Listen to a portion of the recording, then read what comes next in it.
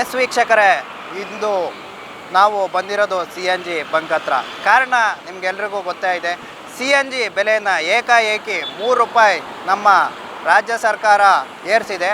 ಇದಕ್ಕೆ ಯಾವುದೇ ಥರ ನಿರ್ದಿಷ್ಟ ಕಾರಣ ಇಲ್ಲದೇ ಸರ್ಕಾರ ₹3 ಬೆಲೆ ಏರಿಕೆ ಮಾಡಿರೋದ್ರಿಂದ ಸಿ ಎನ್ ಜಿ ಆಟೋ ಮತ್ತು ಕ್ಯಾಬ್ ಡ್ರೈವರ್ಸ್ಗಳಿಗೆ ಯಾವ ರೀತಿ ತೊಂದರೆ ಆಗ್ತಾ ಇದೆ ಅಂತ ನಾನು ಇವತ್ತು ನಿಮಗೆ ತೋರಿಸ್ತಾ ಹೋಗ್ತೀನಿ.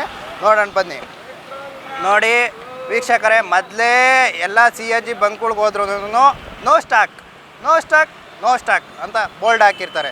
ಅಂಥದ್ರಲ್ಲಿ ಇವರು ದಿಢೀರ್ ಏಕಾಏಕಿ ₹3 ಬೆಲೆನ ಜಾಸ್ತಿ ಮಾಡಿದ್ರೆ ಪಾಪ ನಮ್ಮ ಕ್ಯಾಬ್ ಮತ್ತು ಆಟೋ ಡ್ರೈವರ್ಗಳ ಪರಿಸ್ಥಿತಿ ಏನಾಗಬೇಕು ನೀವು ಕಣ್ಣಾರೆ ನೋಡ್ತಾ ಇದ್ದೀರಾ. ಇದು ಒಂದು ನಾವು ಸಿ ಎನ್ ಜಿ ಬಂಕ್ ಹತ್ರ ಇದ್ದೀವಿ. ಈ ಬಂಕಲ್ಲಿ ಯಾವ ರೀತಿ ಪ್ರಾಬ್ಲಮ್ ಆಗ್ತಾಯಿದೆ, ಎಷ್ಟು ಗಾಡಿಗಳು ರಶ್ ಇದ್ದಾವೆ.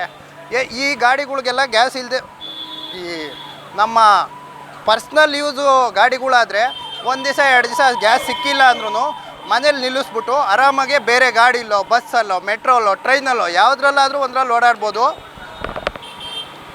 ಆದರೆ ಇವರು ಈ ಕ್ಯಾಬು ಮತ್ತು ಆಟೋನೇ ನೆಚ್ಕೊಂಡು ಜೀವನ ಮಾಡ್ತಾ ಇರ್ತಾರೆ ಈ ಡ್ರೈವರ್ಸ್ಗಳು. ಪಾಪ ಇವರಿಗೆ ಗ್ಯಾಸ್ ಸಿಕ್ಕಿಲ್ಲ ಅಥವಾ ಗ್ಯಾಸ್ ಬೆಲೆ ಇದ್ದಕ್ಕಿದ್ದಂಗೆ ಏರಿಕೆ ಆದರೆ ಇವರ ಪರಿಸ್ಥಿತಿ ಏನು?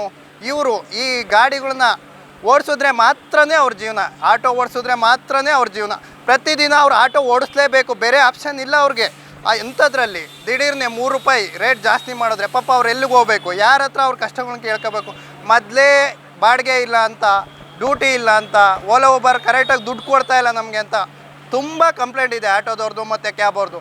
ಅಂಥದ್ರಲ್ಲಿ ಅವ್ರಿಗೆ ಗ್ಯಾಸೇ ಸಿಗ್ತಾ ಇಲ್ಲ ಕೆಲವೊಂದು ಕಡೆ. ನಾನು ನಿಮಗೆ ತೋರಿಸ್ತೀನಿ. ನೋ ಸ್ಟಾಕ್ ಅಂತ ಬೋರ್ಡ್ ಹಾಕಿದ್ದಾರೆ. ಯಾವಾಗ ನೋಡಿದ್ರೂ ಇಲ್ಲ, ಖಾಲಿ ಆಗಿದೆ, ಬರಬೇಕು ಅಂತಾರೆ. ಬಟ್ ಇಂಡಿಯಾ ಮ್ಯಾನುಫ್ಯಾಕ್ಚರಿಂಗ್ ಆಗ್ತಾಯಿದೆ, ಓಕೆ, ಸಪ್ಲೈ ಆಗ್ತಾಯಿದೆ, ತುಂಬ ಇನ್ನೂ ಚೆನ್ನಾಗಿ ಆಗಬೇಕು, ಜಾಸ್ತಿ ಆಗಬೇಕು.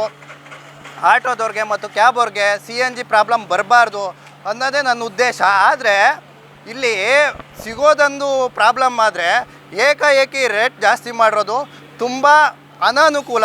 ಯಾಕೆಂದರೆ ಆಟೋದವರು ಪಾಪ ಅದನ್ನೇ, ಆಟೋ ಮತ್ತು ಕ್ಯಾಬ್ ಇಬ್ಬರೂ ಕೂಡ ಅದನ್ನೇ ಸಿ ಎನ್ ಜಿನೇ ನಂಬ್ಕೊಂಡು ಅವ್ರ ಜೀವನವನ್ನು ನಡೆಸ್ತಾ ಇರ್ತಾರೆ. ಅಂಥದ್ರಲ್ಲಿ ಅವ್ರಿಗೆ ರೇಟ್ ಜಾಸ್ತಿ ಮಾಡಿದ್ರೆ ತುಂಬ ಅನಾನುಕೂಲ ಆಗುತ್ತೆ.